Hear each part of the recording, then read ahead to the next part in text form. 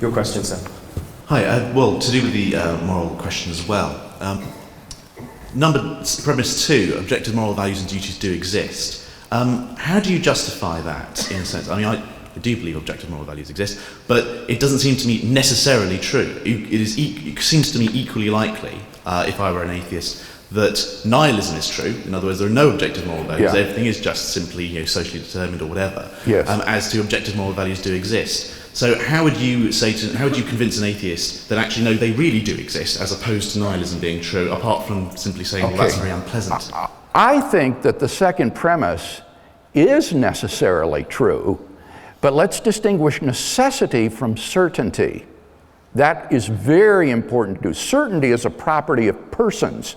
Necessity is a property of propositions. And some propositions can be necessary even though they're very uncertain. For example, some complicated mathematical equation will be necessarily true, if true, but we may be very uncertain about it. So the necessity of the second premise and the truth of the second premise doesn't require certainty. What reason would we have to believe that objective moral values and duties exist? Well, basically, it would be our moral experience.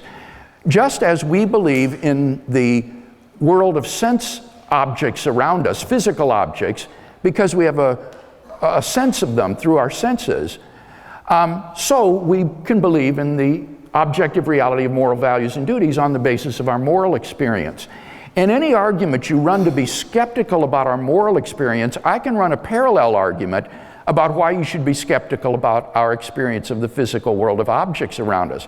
Maybe you're a brain in a vat of chemicals being stimulated by a scientist to think you're here in this lecture hall listening to this lecture. Maybe you're a body lying in the matrix and you're inhabiting a virtual reality.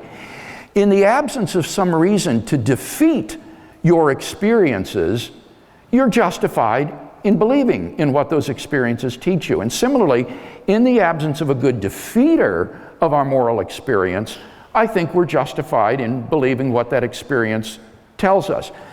Louise Antony is an atheist philosopher who put it so well, I think. This is how she put it.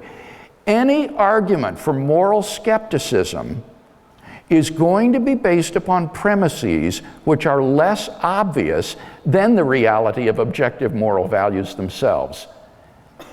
And therefore, you would never be justified in accepting moral skepticism. I like that, and I think that's correct.